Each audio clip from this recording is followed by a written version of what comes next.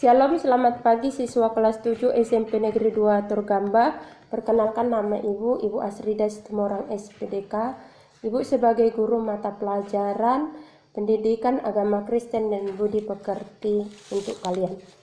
Nah, sarana belajar yang kita perlukan adalah Alkitab dan Kidung Jemaat, kemudian buku paket, buku tulis, dan juga pena. Sebelum kita belajar, mari kita berdoa. Terpujilah Allah yang Maha Besar, yang bertata di kerajaan sorga melalui Putramu Yesus Kristus dan persekutuan Roh Kudus. Kami bersyukur kepadamu Tuhan, pada saat ini kami bisa melaksanakan pembelajaran secara jarak jauh dengan materi indahnya mengampuni. Kiranya Tuhan, melalui pembelajaran ini kami dapat memahami dan meneladani Engkau sebagai juru selamat kami, Yesus Kristus, untuk kami laksanakan dan kami mampu mengampuni sesama manusia. Tuhan, hanya kepadamu-lah kami berserah diri. Berikan kami hikmat dan kebijaksanaan dari Tuhan, dan berilah kami kasih-Mu dan damai sejahtera-Mu. Ampuni dosa-dosa kami Tuhan, dalam nama Yesus Kristus kami berdoa. Amin. Materi kita yang akan Ibu sampaikan pada saat ini adalah tentang indahnya mengampuni.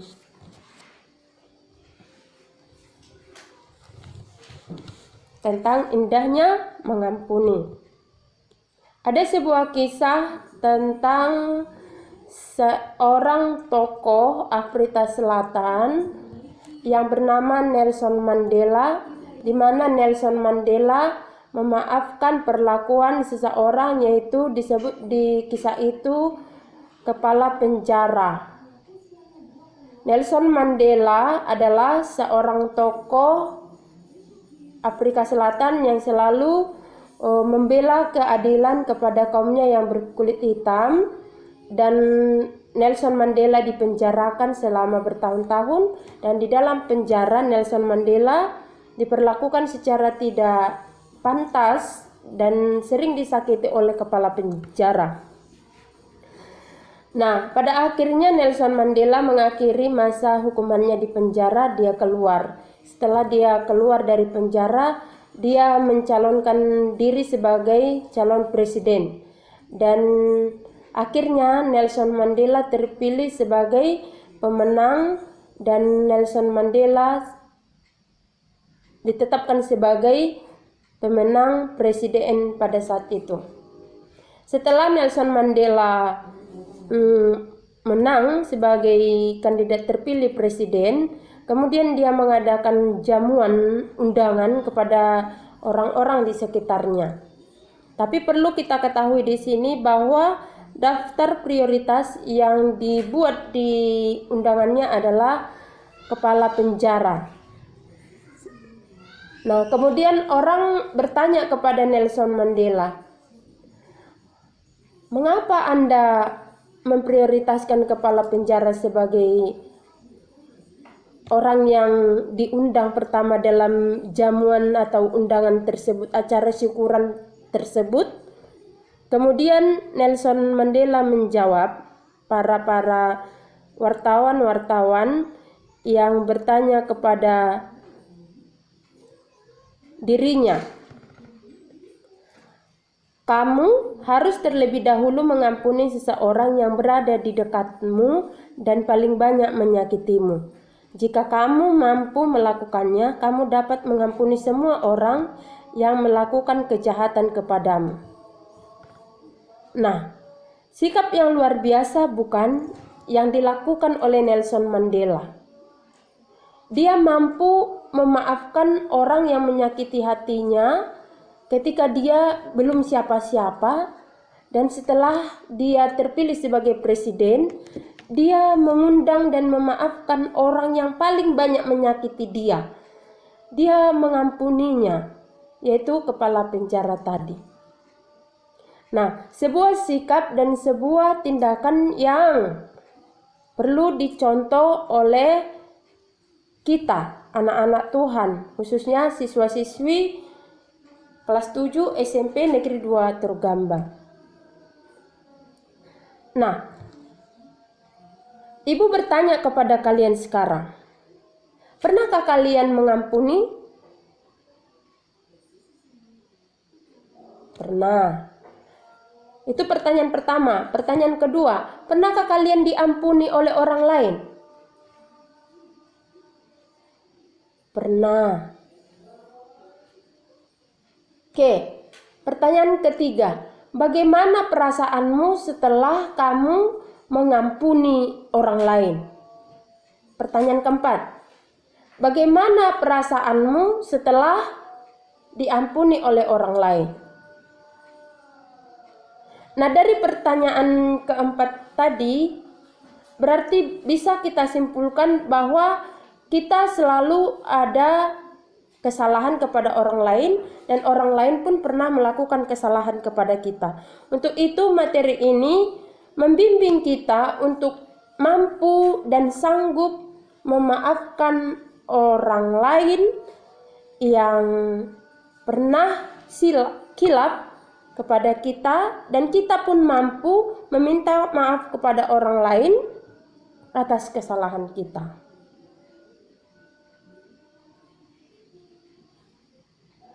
Nah, semoga sampai di sini kamu dapat memahami materi yang Ibu sampaikan. Tentang apa tadi? Indahnya mengampuni. Nah, selanjutnya perlu kita pahami dulu anak-anak sekalian, apa itu arti mengampuni. Siapa yang bisa menjawab apakah arti mengampuni, anak-anak?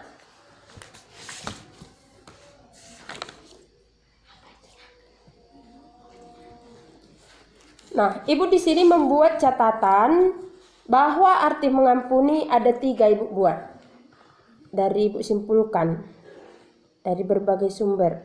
Mengampuni adalah yang pertama, kita memaafkan seseorang atas kesalahan yang dilakukannya dan tidak mengungkit kesalahan itu lagi. Yang kedua, membebaskan diri dari kebencian dan membiarkan perasaan damai sejahtera menguasai hati kita. Yang ketiga, melepaskan diri kita dari kebencian, dendam, dan amarah. Ketiga pengertian mengampuni ini membuat hati kita menjadi tenang jika kita mengampuni dan memaafkan atau meminta maaf kepada orang lain atas kesalahan yang kita perbuat dan yang diperbuat oleh orang lain kepada kita dan yang kita perbuat kepada orang lain. Nah, Ibu juga akan mengajukan pertanyaan berikutnya kepada anak-anak sekalian, di mana pertanyaan ini mengena kepada kita. Pertanyaannya adalah, apakah mudah untuk melupakan rasa sakit hati kita kepada orang lain?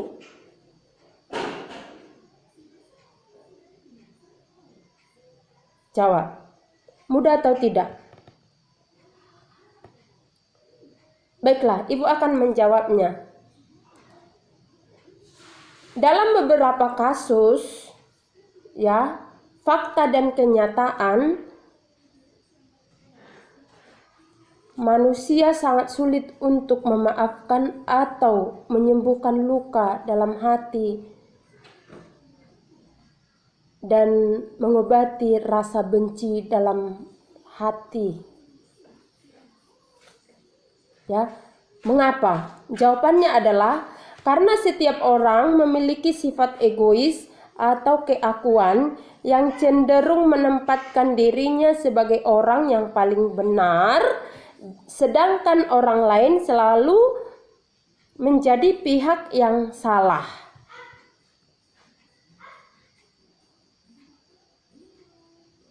Kok bisa?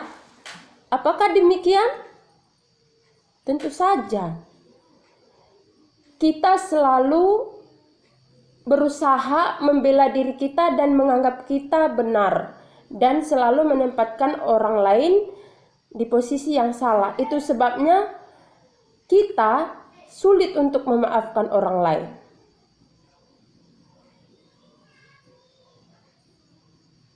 Ya kan? Seperti ini, Ibu buat catatannya. Mengapa kita sulit memaafkan orang lain tadi? Karena kita memiliki sifat egois dan keakuan.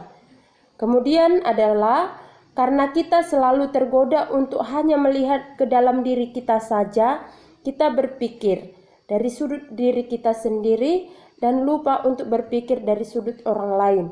Contohnya, jika terjadi masalah atau pertikaian dengan teman,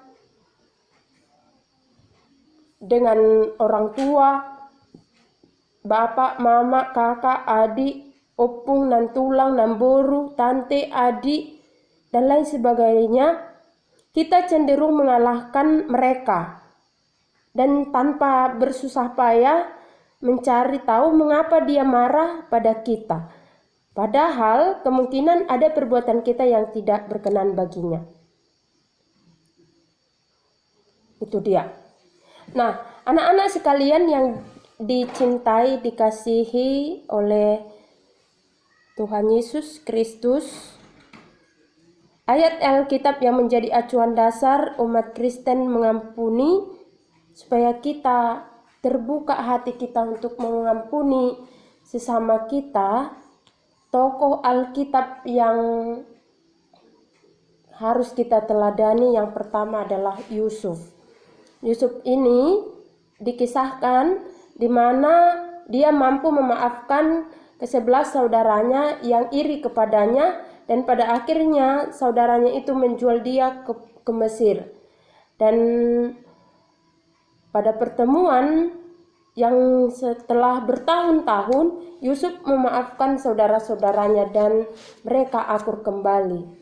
Dan Yusuf melupakan semua perbuatan-perbuatan saudara-saudaranya yang lain karena dia memiliki kasih yang dari Allah, sebab dia menganggap bahwa perjalanan hidupnya telah diatur oleh Tuhan, seperti yang tertulis di Kejadian 45 1-14. Jadi di sana lebih lengkapnya bisa kamu baca ya anak-anak, di mana kisah Yusuf ini dan saudara-saudaranya, dan Yusuf memaafkan ke-11 saudara-saudaranya yang lain.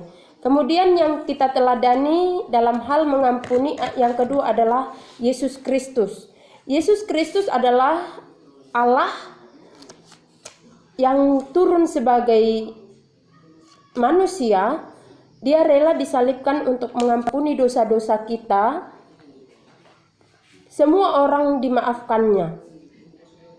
Orang-orang jahat dimaafkan Tuhan. Dia rela mati di kayu salib untuk menebus dosa kita. Oleh karenanya, kita harus meneladani Yesus sebagai orang yang penuh kasih, 100% kasihnya kepada seluruh manusia.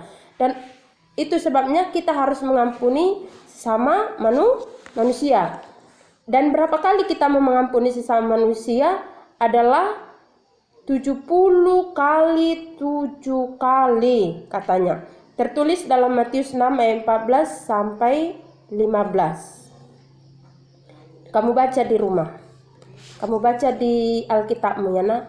Kemudian selanjutnya adalah bahan Alkitab yang perlu kita pedomani tentang hal mengampuni adalah Matius 18 ayat 22 sampai 35.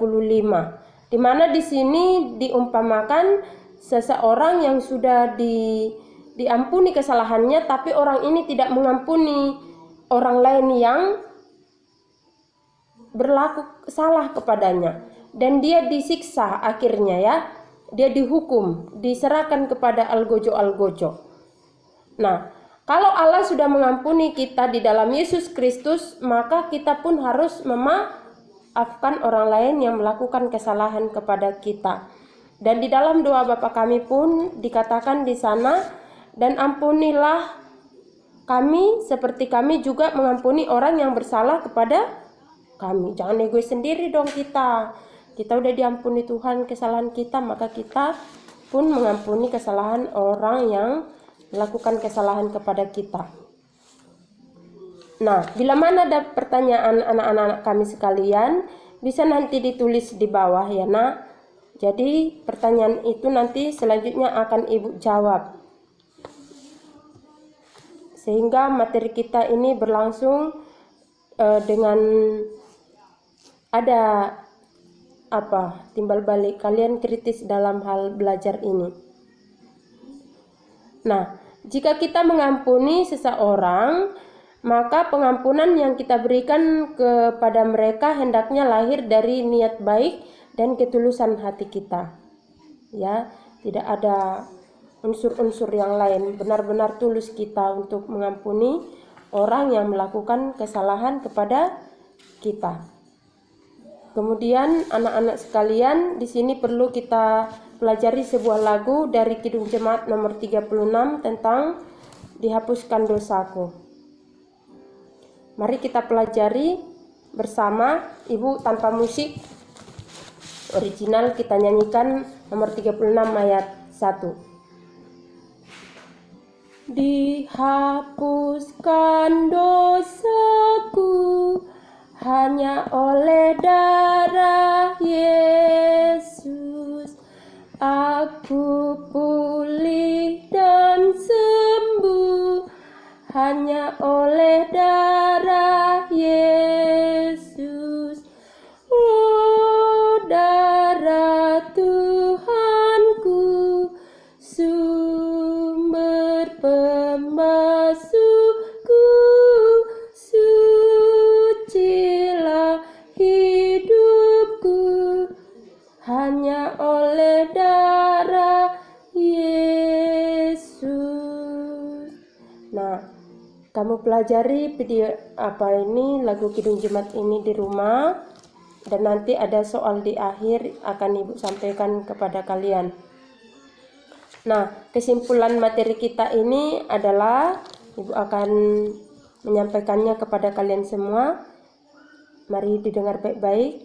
Di semua yang Ibu uraikan ini supaya dicatat ya, di sebuah catatan, karena nanti video ini bisa kamu hapus karena untuk mengatasi memorinya. Allah telah terlebih dahulu mengampuni kita. Dia mengirimkan Yesus Kristus untuk menyelamatkan kita. Cara kita menjawab pengampunan Tuhan adalah dengan mengampuni orang lain yang bersalah kepada kita, ataupun rela meminta pengampunan pada seseorang yang kita rugikan dan sakiti. Banyak orang masih merasa sulit untuk mengampuni orang lain maupun meminta pengampunan atas kesalahannya karena mereka selalu berpikir kalau dirinya yang benar. Memang, jika mengandalkan kemampuan diri sendiri, sulit untuk mengampuni orang lain begitu saja. Tetapi, orang beriman dapat mengandalkan karunia Roh Kudus untuk membantu menggerakkan hatinya dalam mengampuni orang lain. Dengan saling mengampuni, maka hidup kita akan aman, tentram, damai, dan saling mengasihi. Demikianlah video pembelajaran pada saat ini. Nanti soalnya ada di video satu lagi. Demikian pertemuan ini. Materi kita selanjutnya yaitu karya pengampunan Allah dalam Yesus Kristus untuk video berikutnya. Shalom, selamat pagi.